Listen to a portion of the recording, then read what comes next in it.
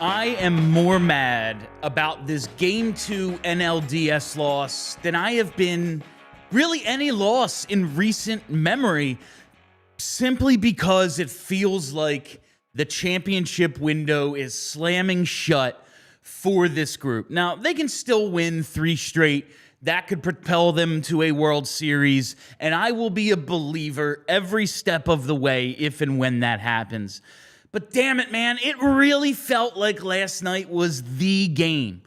Losing like that, and it started to feel so much like the playoff games of a past generation, back when we felt like they were never out of it. I'm freaking down today, fam. Consecutive seasons, 95, 96 wins, back-to-back division titles, ending with losses in the division series. Feels like we've wasted consecutive summers with the most talent-rich teams the Phillies are going to be able to field for the foreseeable future. Damn it. It really makes me start to, why do we invest so much in these teams and these games? Why does a night like last night hurt so bad, even after a lifetime of disappointments? With only a few outlier celebrations really mixed in, would you, if you could, stop loving and believing in these teams if it was possible for you? I ask myself these questions, and unfortunately the answer is no. And there will be plenty of time for postmortems and picking apart everybody's mistakes and all of that if and when this thing is done, as soon as tomorrow night. Should they bring back Schwarber? Should they bring back Ranger? Is this it for Topper? None of that matters, though, with one game left. They play on Wednesday. Then, hopefully, on Thursday, and then maybe they can bring it back home for a Game 5 in front of what are still the best fans in sports. Giving up is what loser cities do. It's for everyone else to protect their own mental health and check out, but not here because we're already mentally ill.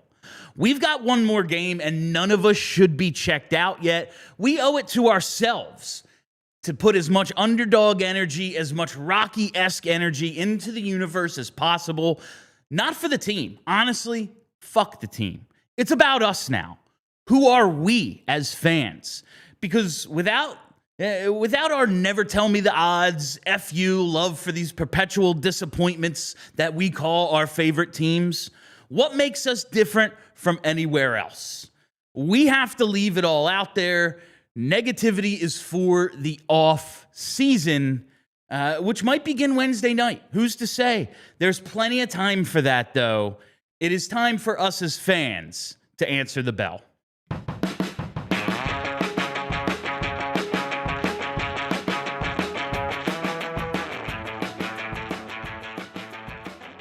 Hey, everybody, how you doing? We've been better. My name is Bill Matz. I'm your director of fun and games for Philadelphia. That's right, Philadelphia Live in the Xfinity Lounge. Joining me, the producer for today. The mood isn't great, but he is here nonetheless. The host of the PHLY Phillies program. It is Tyler Zulli. Tyler, that speech was for you. Did it work? My friend, you're going to need to give me a Moses on the mountaintop level speech. That was a good speech, maybe even a great speech. But I need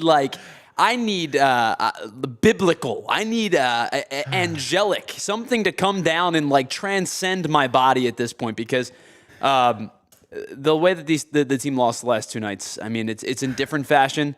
But the same story comes up, right? Your top three struggles. Your manager makes some poor decisions. Your bullpen unable to hold leads or unable to keep games in check when your starting pitching was good. I think all of it falls back on this is a team that's making a lot of money, and it's structured in a way that's a high salary team that has underperformed in the last 2 seasons. Now you're knocking on the doorstep of a potential sweep. Heading back to LA, like you not only lost home field advantage, but you lost both games. Yeah. Freddie Freeman turned to one of his teammates, after the game was like, I can't believe we won both of those games, because most of the time players and opposing teams come into the city and expect it to be raucous. Yeah. And so you are right in to say, we've done our job. I think for the most part, we've done our job as fans, but the overarching theme now is like, it's an underperformance for a second consecutive year. When Freddie Freeman dug that ball out last night on Trey Turner, it was just like, even when they F up, they're still somehow making the play, and the Phils are unable to, bun a man over the third. Yeah, it just routine stuff the Phils haven't been doing the last couple of nights. Meanwhile, it's like, the second baseman just spiked the ball, basically, and yet somehow game's over. They made the third out. That's that. The end. Sorry, everybody. It's been absolutely disheartening. It has been a disappointment. It has been near disaster for this team as we now head to LA for Game 3 and hopefully Game 4. But instead of headlines today, I think I need to share a little story about giving up. Listen, I'm trying to dig down deep for everybody because I have to get myself to a place where I can believe what I'm saying. So I have to remind myself of something that happened a little over 15 years ago, Tyler. A little over 15 years ago, a bunch of my friends are over my college house, actually the place right around the corner from here, 11th and Wallace I lived at, and watching, it's either Game 2 or Game 3, semifinal, Flyers, Bruins, 2010. We all know how that ended, but it's either Game 2 or Game 3. They're getting killed. Series feels over. And we're looking into a trip for that weekend to Milwaukee. Why?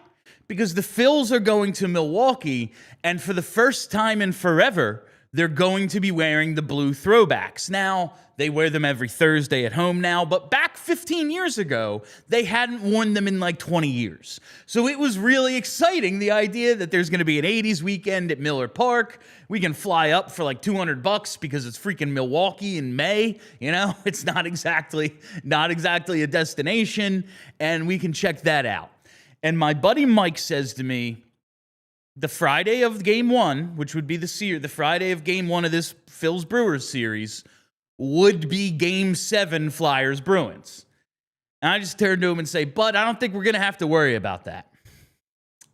Well, it turns out we did have to worry about it, and we end up watching Game 7 at Miller Park in a TGI Fridays that at the time advertised that their in-stadium, their Harry the K's, was an indoor TGI Fridays that, one, advertised the world's best Long Island iced teas, can confirm, and two, you could still smoke cigarettes inside.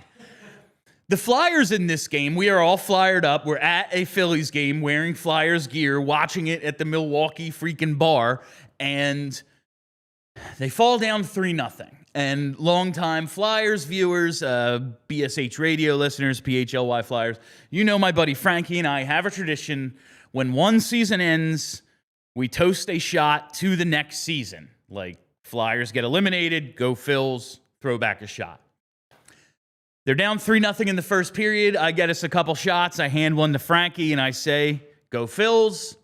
He refuses his. Says they were down 3-0 in this series, too. And what do you know? They come back, the greatest comeback in the history of this city. It's possible. And I have felt like a jackass for not believing for the last 15 years that it was possible. And I am so glad that some of my friends were there to be like, no, not yet. I'm not saying the Phillies can do this. I'm not saying it's likely. I'm not saying the odds aren't against them. I'm saying there's a chance. And if they have a chance, I am there for it. I am looking forward to Game 3. Who the hell knows? Tyler, before the show, you were throwing a bunch of Aaron Nola stats at me. None of them are good. But that's baseball. Sometimes dumb shit happens. Perhaps this is one of those times where fate is finally on our side. It's not. Yeah, the 102-win Phillies lose to the 90-win Cardinals because that's baseball. It's this superstar juggernaut Dodgers team lets it go. They let it get away from them the way the Phils have let, the NLCS 2 years ago get away from them when they're up 2-0. I'm not saying it's likely. I'm just saying there's a chance. Well, listen, I said to you right before you left yesterday, I said, hey, Bill, you and Jamie are my two guys when it comes to optimism. I said, give me something to hang my hat on. And you said to me something along the lines of, well, they won a lot of games this year. And I went, that's a thinly veiled, I don't have anything for you. They win a lot. They won 96 games. That's a fairly decent amount. They're win? Good. Can they win a series coming back 2 games to none? Sure, it's happened. You've seen it happen before. The last teams to do it, was a handful of years ago at this point. But you have seen 11 straight NLDSs that started 2-0 go the way of the team that goes up 2-0. And there's a reason behind that. It's hard to win 3 in a row. It was hard, like we talked about the other day. It's hard to win 3 out of 4. And now you've got to win 3 in a row, 2 of which would have to be at Dodger Stadium, 1 of which tomorrow night features a guy with a 6.08 ERA going up against a potential, Cy Young second and third place vote getter in Yoshinobu Yamamoto. The numbers don't make me feel excited. I appreciate your optimism. I appreciate you being a much better fan than I. I think, like I said at the beginning, I think I'm going to need probably I'm going to need to be smited down for this to change. Listen, I'm just trying to get through my day, Tyler. All right, we have a lot more Phils coming up. I want to take a look at some of the 0-2 comebacks. We're very interesting on this date. Maybe even get to some Eagles as well. But this is a Phils show. Let's take our first break. Listen, we have all been there trying to power through our weekend plans with a nagging injury, some stubborn pain, something that, let me just rest it a couple days and maybe I'll be good to go. And then the rest simply isn't cutting it. That means it's time to call the experts. That's why we trust Rothman Orthopedics. Whether you're running in the park, playing a pickup game, or simply lifting the kids in and out of the car, Rothman specialists are here to help treat what's holding you back. Their top-tier care will have you moving and enjoying every minute of your recreational time. So if pain is slowing you down this season, take the first step. Head to rothmanortho.com/PHLY and schedule your appointment today. Rothman Orthopedics, your mobility, their mission. All right, let me tell you about our friends over at Xfinity, because if you're thinking about calling yourself a sports fan, well, you have to realize that Xfinity is the place to watch all of the best games: football, pro and college, baseball, postseason tonight. You can sit back and actually maybe enjoy a game tonight or take your mind off of how your hometown team is playing. But if you have a setup that's a mess with lagging, buffering, switching between apps, just trying to find the game, you have to get Xfinity. It's the ultimate sports destination where you can find all of the best games and your favorite teams all in one place. And the way that you watch ends up becoming next level. And in fact, it's a perfect fan flex. You end up with 4K sound, enhanced sound with Xfinity's best picture. It's going to feel like you're at the ballpark or the stadium anyway, and you don't have to battle traffic or fight lines or pay $100 for food and drink that night. You can do it right from your couch. And sometimes you can end up getting 4 games on at once, because why not? And on top of that, you get real-time notification and live stats right there on your TV. So next game day, make sure the big fan in your life isn't a big fail. Learn more at Xfinity.com. Xfinity, imagine that. All right, I want to talk about the top 3 guys in this order, Tyler, because, you bring up Aaron Nola, you bring up the road stats. Obviously, this is the worst season of his career. Things have not gone well for Aaron Nola. But quite honestly, they've got excellent starting pitching each of the first 2 games, and it hasn't really come to fruition. It hasn't mattered because the lineup hasn't delivered. So maybe not being able to rest on the laurels of, we're going to get 6-7 shutout innings out of our starter, not having that, maybe having that little fire under the ass is going to push these guys, because you look at what Turner and Schwarber and Harper have done. 2 base hits, I think 2 walks, a whole bunch of strikeouts between them. I mean, we are talking about guys who, at $19.5 million, Kyle Schwarber by far the most underpaid of the three. And we have, they've been on base a combined 5 times. Like, it's ugly. And in the first 6 innings of games, I don't know if they've been on base once. It's really, really ugly when the 3 guys, the 3 bats in this lineup that you can actually depend on are the opposite of dependable. I was saying to you before the show, if you showed me what the bottom of this order has done and you showed me Shohei Ohtani's numbers, I'd go at least a split. It is at least 1-1 heading to LA, if not 2-0 in the Phils' favor. But the guys who are so needed have done so little.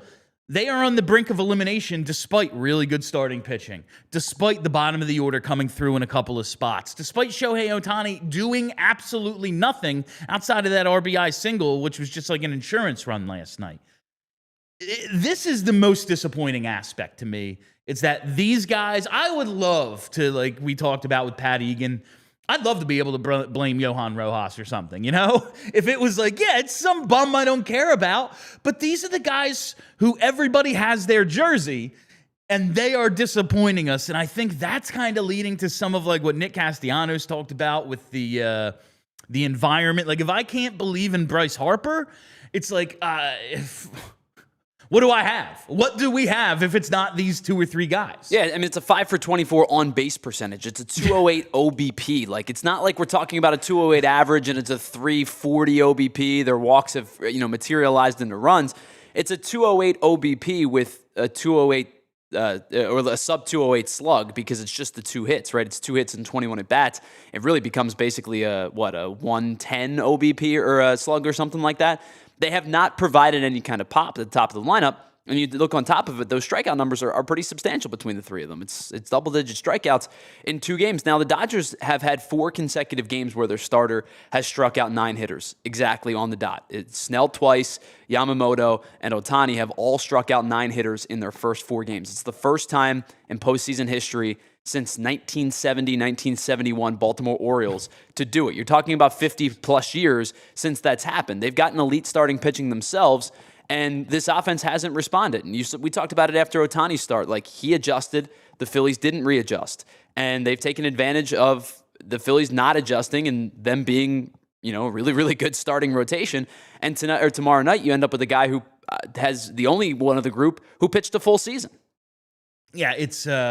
I understand that it's really good pitching, but at a certain point, you need to hit.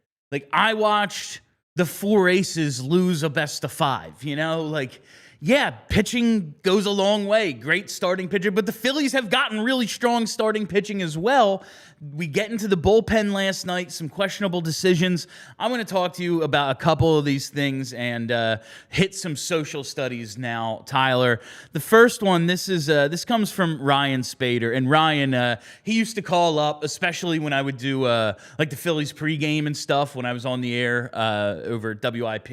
He would call up. He was always banging the drum for Bryce Harper to lead off. Now, we know he's just not comfortable doing it, but and he's also awesome, so I feel like he'd be able to figure it out. Do you think something like moving Harper to kind of make sure, like if you have Schwarber and Turner hitting behind him, yes, he can't drive those guys in, but he is getting more at-bats, he's getting more opportunities to get up, and it's giving Kyle Schwarber and Trey Turner a possibility with a man on base. Do you think this would make any difference, or it's just like they've been so bad, the order they're up there? Yeah, who cares? So Ryan's reasoning behind this is because the 3-hole finds itself coming up with bases empty and 2 outs more than any other spot in the lineup. Yes. And so his advocacy for Harper moving up is that you want your RBI guys in RBI spots, and I guess whatever the numbers tell you is that the 3-hole finds itself in not RBI spot situations a lot, which is kind of strange because your traditional way of thinking is like leadoff guy's the speed guy, 2 guys the good batting average, move them over type guy, 3 guy is your best hitter, 4 is your power hitter. That's always been the conventional thought about baseball. It's crazy how much that thought process has changed. It's totally changed. I mean, you see it, the Dodgers, they had Mookie Betts lead off for a majority of last year. He gets hurt. Shohei pops into the leadoff spot, and he's been there pretty much ever since. Your best hitter is getting an opportunity. The thought is, like, every time you move up in the lineup, I think you get something like 17 additional plate appearances per each spot in the lineup. So the thought is, like, yeah, you want Bryce Harper getting as many bats as possible. When he was signed here, I was an advocate for him leading off too. I thought the team was not good enough for him to not get as many at-bats as possible. Now that they're more well-rounded, or at least we think they're more well-rounded, I think him hitting in the 2 spot made sense with you if you were able to have a legitimate 3-hole hitter where Schwarber could potentially hit 4th, where then you would go Turner righty, Harper lefty, legit 3-hole right-handed hitter, and then Schwarber at 4. You could make the case there. I don't know if they'll do it now, but maybe you take a shot and change some things. Maybe he hits second tomorrow. Maybe you flip-flop him and Schwarber. All right, on the other side, I want to talk about a couple more of Topper's moves last night. The decision to bunt, not to pinch run for Casty, all that stuff. But we have to take our second break. Whether your favorite team wins or not, there's always another way to win at the BetParx online casino app. You got to check out brand new casino games like Huff and More Puff and Fireblaze Sky Queen. They have all your casino favorites. I'm talking blackjack, I'm talking roulette, I'm talking craps, baccarat, and hot online slots like Cash Eruption and 88 Fortunes. They have some slots based on your favorite streaming shows as well, like The Walking Dead, Squid Game, Breaking Bad, Peaky Blinders. All of the casino games that you love to go and play now in the palm of your hand. And now's the time to get in right now. All you got to do is super easy. New users get up to $1,000 casino bonus back if you're down in the first 24 hours. Just go to betparx.com and download the app and enjoy all the action and excitement from the casino at your fingertips. You must be 21 and in PA, Jersey, Maryland, or Michigan for BetParx. You love to play. You play to win. You bet. BetParx. Gambling problem? Call 1-800-GAMBLER. All right, let me tell you about our friends over at Mando because, listen, fall is in the air. It's the crisp air. It's time for football weather. Baseball is hanging around by a thread. But whatever it is, if you're like most guys, you're still putting in the hard work. And yeah, that means some sweat and some body odor going along with it. You know that feeling, right? It's game day. You've been working hard all week. Your lucky jersey. Maybe you probably should have put it in the wash last week. But anyway, let's be honest. Like regular deodorants, they just don't cut it. After that long day with the nasty smelling jersey, the lucky jersey, if you will. Bill was telling us about his Brent Selleck jersey not too long ago. So maybe you need some Mando with that. I'm not saying Bill specifically, but I'm saying that situation, right? Mando's a real game changer because it's deodorant plus sweat control. It's clinical strength sweat control that is proven to reduce sweat by up to 92% and control odor for 72 hours. It doesn't just mask odor, it prevents it. 100% of study participants experience all-day odor protection, and it comes in great scents. You can get it in a ton of different scents that are kind of catered to the men. And a special offer for all of our listeners. Right now, new customers get 20% off site-wide with an exclusive code. Just use the code PHLY at shopmando.com for 20% off site-wide plus free shipping. Once again, shopmando.com. And please support the show and tell them that we sent you. Mando's got you covered with deodorant plus sweat control. Say goodbye to sweat stains and hello to long-lasting freshness. All right, we are back, and I just want to talk a little bit about the decisions last night, and I'm using the Les Bowen tweet here as a jumping off point, Tyler. He talks about maybe pinch running even a pitcher for Nick Castellanos, because listen, there's a lot of things to like about Nick. He's come up with some big hits and big spots the last couple postseasons, but one thing I don't love is that speed on the base path. I mean, the tag straight up got credit carded there, or he's out. Like, they just missed the tag. He's out trying to stretch the double. Now you're trying to bunt him over the third. Do you think it was the decision to bunt or not pinch run that was more detrimental there overall? Because to me, I kind of want a guy swinging away in that spot. Yeah, I know a lot of people have had that thought. And my pushback on the bunt is I think you need to be able to tie the game before you win the game. And I think that there's a lot of people that are questioning it because there were no outs, because of the fact that the Dodgers showed their hand with the cycle play that they were going to run. But I do believe this, like, that's a pretty standard cycle bunt coverage, right? When you have a runner on second, especially with nobody out, the standard cycle bunt coverage is the shortstop's going to peel to third, the second baseman's going to peel to first. They're going to leave second open and hope that, nothing crazy happens at second because that's the lowest risk play. So the worst case scenario for the Dodgers in that situation, Castellanos gets a good jump. Muncy fields the ball, throws out Bryson Stott at first. You've got runner on third with one out. They ended up with the best case scenario because A, Muncy made a good play in a throw. Betts beat Castellanos to the bag, and C, or I guess in C in this case, Castellanos he got no secondary lead whatsoever. So if you're going to bunt, you have to pinch run. And I understand the argument is, well, you have to save Weston Wilson for Harrison Bader, who clearly couldn't run. In that scenario, I don't know if I go with the pitcher, but I think you are just going to empty the bench, and Marchand ends up coming in, and you figure it out. And if that means Marchand has to catch and JT moves to first, and Harper has to go back to the outfield for a couple innings, you got to figure this out because you are piecemealing it together at that point, trying to not only not lose a game, but not go down 2-0 in the series. I don't love the bunt call, but I don't think it's the wrong call either. I think just the execution in it was flawed because you had that slow of a runner at second base. Yeah, that's of all the things I want to blame Topper for. And listen, I think he is. There's a really good chance Wednesday is the final game of the Topper era, and it won't be. It's not like that won't be a justified decision because this is a team that is championship or bust.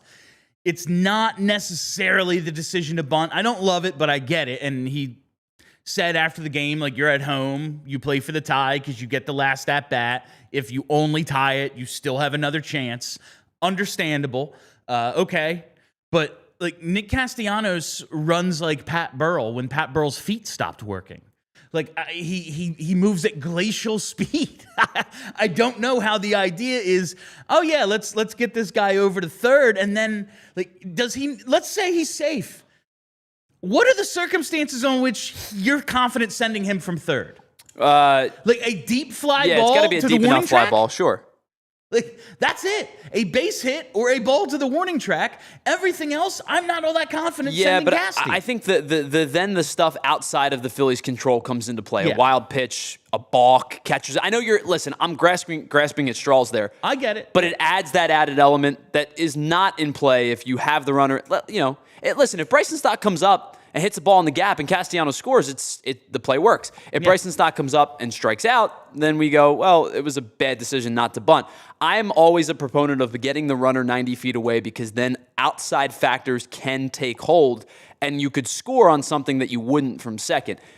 There was a stat from the guy that runs Baseball America, I think, who basically said the percentage of you scoring a run goes up with the successful sacrifice bunt. The percentage of you scoring multiple runs goes down because you're giving away the out and now there's nobody on, or there's just the runner on third. So you're playing the game of, do I want to tie the game and send it to the 10th and figure it out from there? Do I want to try for the win? And if I don't, well, we're going home down 2-0.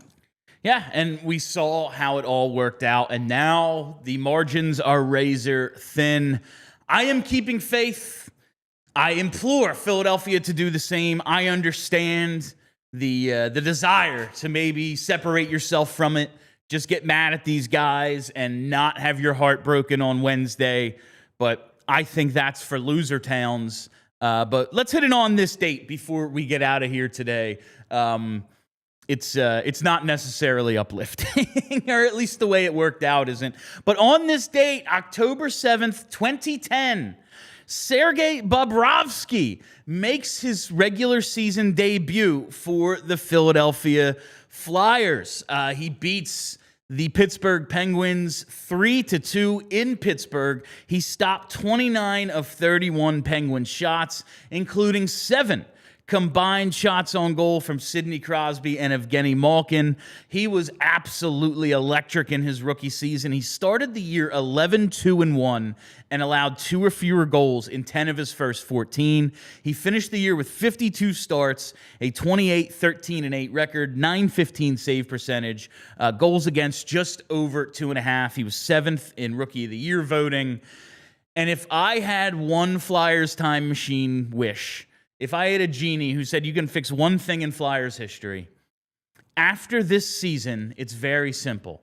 You keep the band together one more year. You don't go get Ilya Brizgalov, you keep Richards, you keep Carter, and you figure it out. Yes, everyone hated each other at the end of that season, but you know what you never do? You never side with a coach over players, especially in hockey, because coaches always get fired. All of them. John Cooper will be fired one day. Jared Bednar will be fired one day. It's just what happens.